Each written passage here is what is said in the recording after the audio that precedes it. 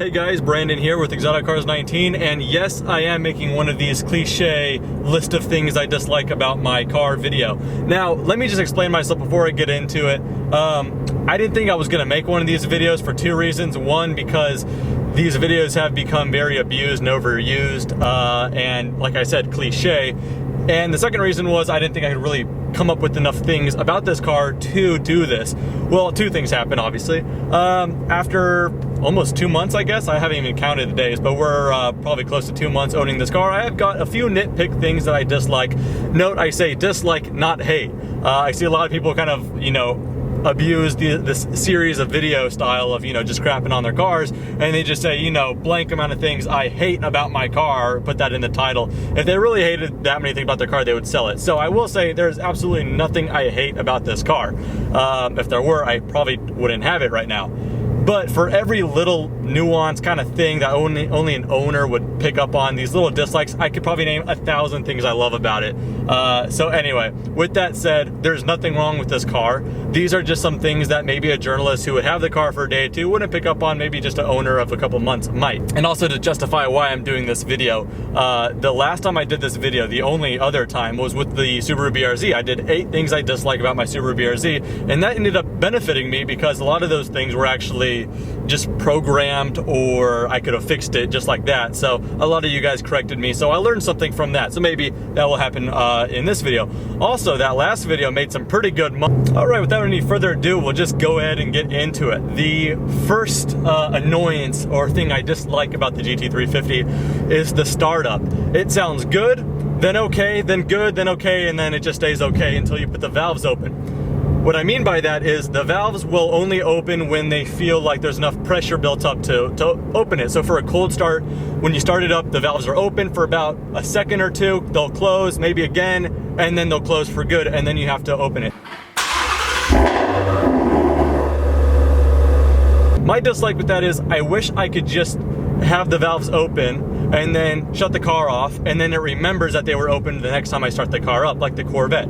But instead, it has the valves open, closed, because of the pressure. That's the same frequency, or sequence, I should say, as Ferrari, like with the 488 GTB, as you can see in this video. A little annoying. I wish when I programmed it open, like I always do, except right now because I'm recording, and then I shut the car off, then the next morning I start it up, and it should be loud and stay loud, but it's not. So that's just one little annoyance. If, again, this is kind of like where this could benefit me, if you guys know a way to just keep that always open, even for the next startup, let me know. But as for now, I do not know how to do that. Now, my second dislike would also be regarding the exhaust valves, and I would really need to be on the highway to show you this example. If I get the time today, I'll put some footage of that. And that is that right now I have it closed, just for the sake of making the video, like I've already said. But when they're open, the valves automatically go closed when you put it in 6th gear. That makes sense to me, I can live with that. But the thing is, it stays closed even when you put it in 5th gear from 6th. Like, let's say, for example, that you're in 6th gear and you want to rev match to 5th. You go clutch in, blip the throttle, put it in 5th, and it stays closed. Like, right now the valves are closed, so just imagine I'm going from 5th to 6th here. Although this is just an example, but it would sound like this. It happened, but it's just not throaty, like if I were to do that with the valves open.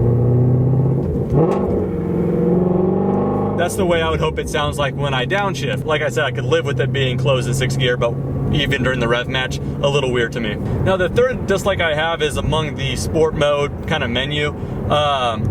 What I like about it is that from normal mode, you can still be in normal mode and make everything bespoke to the way you like it. So you're in normal mode with the normal throttle response, but you can change your steering stiffness, your suspension stiffness, and the exhaust valves open or closed while being in normal mode. Now, let's say you configure that the way you like it, like I want softer suspension but stiffer steering and open exhaust. That's what I normally do.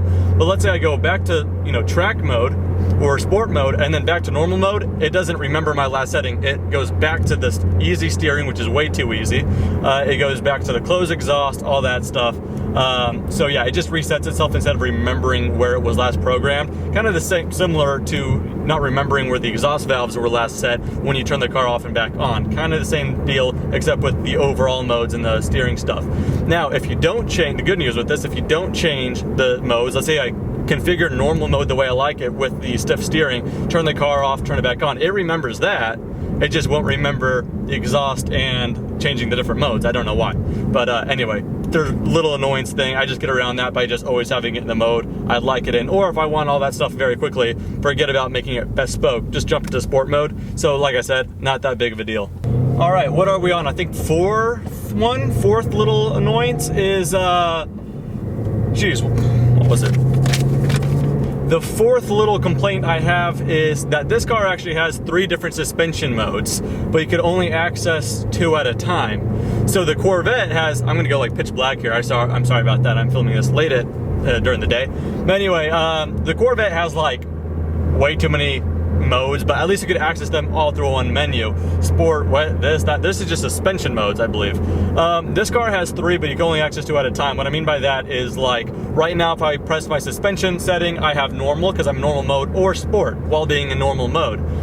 There's also a track mode, but you can't access all 3 at the same time. You can only access normal and sport, or sport and track. And the way you access those is if I were to flip everything to sport mode or track mode, then I have access to sport and track instead of having all 3 at my disposal at any given moment. It just depends on, you know, and I guess that makes sense for this specific driving mode you're in, but me being me, I just like to have that choice always. So I would like to be able to have normal mode with track suspension. Who would normally do that? I don't even know if I would. Again, this is just a nitpick thing. I would like to have the freedom, and I'm sure some of you guys can relate to that. It's just having the option to have all 3 at the same time. That's it. So yeah, fourth one, pretty darn minor. You can kind of see where I'm going here. Fifth dislike. This is going to be personal preference, and this is just me, but it's obviously not big enough to where I care about it too much because this is still a fun car to drive in the steering feel. But that is what the fifth one is the steering feel. There's 3 different modes, I believe, if I have to go back. It is sport, comfort, normal. Yeah, and that is it. So I prefer sport because that's the stiffest one. I guess the more involving one too, but it's not stiff enough. I mean, even in sport mode, super light, and it's not so much the weight. Like a lot of, you know, manufacturers think the heavier it is, the more involving the driver is going to think it is. That's not the case. It's about how progressive it is. And in sport mode, it's kind of light. I would prefer it to be a little stiffer, but it's progressive enough. And that's a bad way to put it. The steering feel is actually fine. You got to remember what car I'm coming from before. It was raved over because of the steering feel.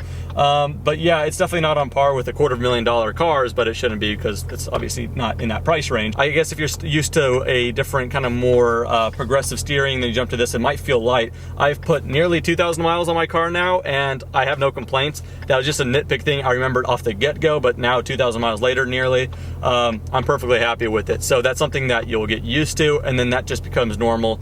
But I was spoiled with a great steering rack right off the bat, so that's what allowed me to be nitpicky in that department. But I thought that was just worth noting anyway, because like I said in the beginning of the video, it's gonna be hard to come up with a list for this car anyway. Okay, next dislike. Try not to make fun of me too bad. This is probably where the dislikes on this video come from, is this complaint, because yes, I had it coming. I know that this was expected. I just, once it's realized, what I'm talking about here is fuel consumption, okay? It's not a dislike. Okay, it is. Let me try to explain myself here. I knew that this 5.2 liter naturally aspirated flat plane crank V8 that revs so freaking high, I knew it was gonna drink fuel pretty quickly, especially coming from a little 4-banger on that Subaru. But damn, it drinks quickly. Now, that's the thing. Some people say that is, I guess, a dislike because considering the BRZ and this car take the same fuel and you'll go further in the BRZ, I say they take the same fuel, but this one's just a lot more fun. So I guess that's where miles per gallon comes from, because I'm having a lot more fun driving this one. I'm also spending a bit more in fuel, but I'm okay with that. I make more stops, as you can see from my Instagram, my personal Instagram I posted not too long ago.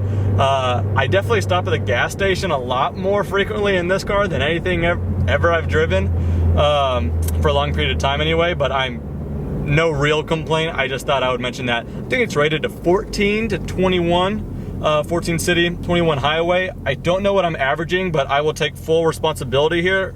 Let me see if I can find out what I'm averaging. Take full responsibility because I have been, since the resonator delete, I have been being a little immature. Oh, that's not too bad actually. I've been averaging, since I've started driving the thing, nearly 2,000 miles later, I've averaged 15.7.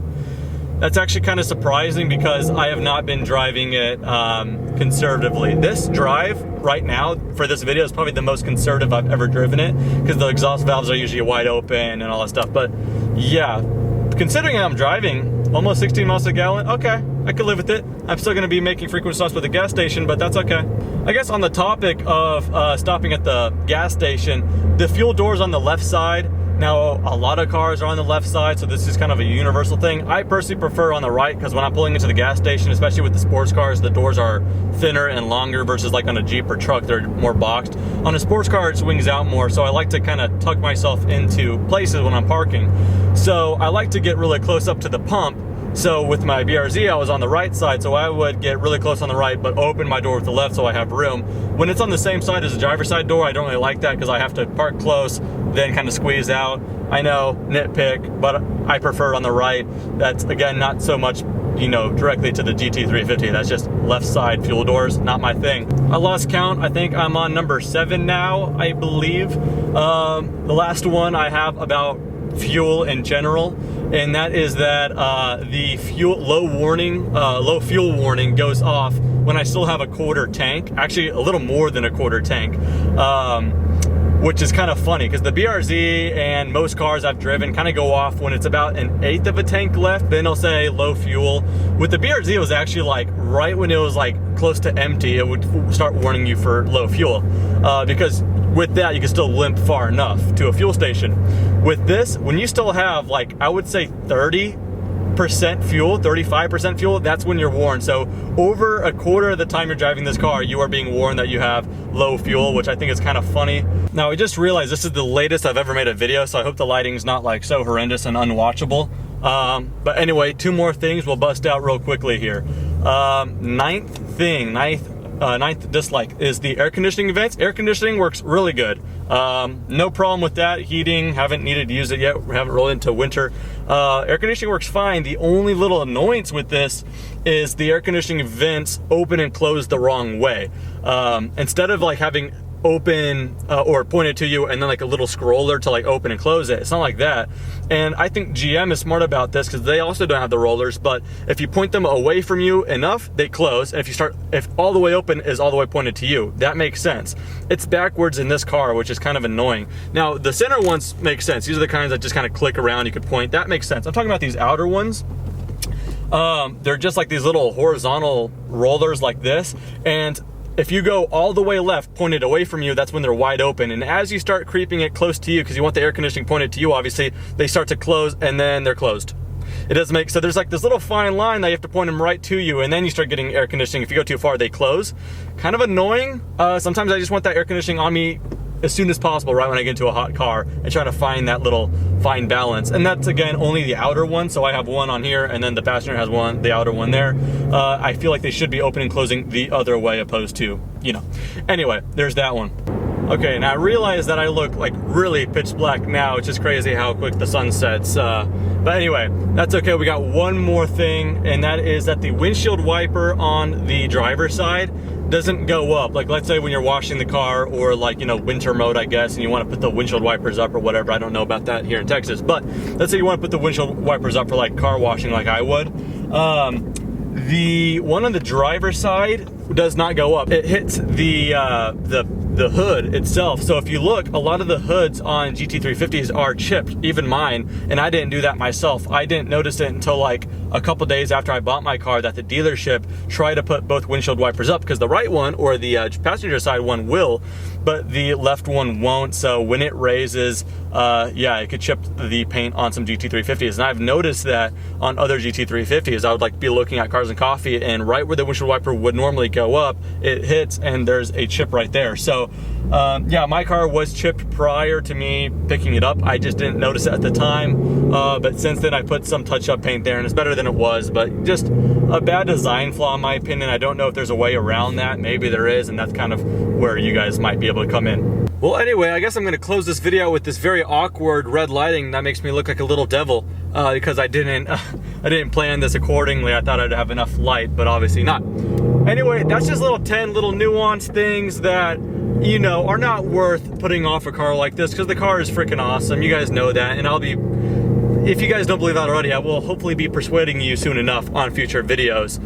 Literally right in between the last two cuts, I was on the highway and a GTR pulled up next to me, gave me a thumbs up. So this is a car that evokes like a lot of excitement from car enthusiasts, curiosity from non-car enthusiasts. It's not just a Mustang, which a lot of people wouldn't justify the money on this car because it's just a Mustang to most people. But screw most people. This car is just fun to drive no matter what body panels it wears at any price range. It just evokes this great emotion. Anyway, that was just 10 quick little quirky things. What am I, Doug DeMuro? What am I saying, quirky? Anyway, that was just 10 little things that maybe an owner would pick up on and not so much a journalist. That was kind of the point on this, is to show someone, like a prospective buyer, that if I try to come up with a list of dislikes, that's what I got. Nothing important, obviously. So this car is just absolutely incredible.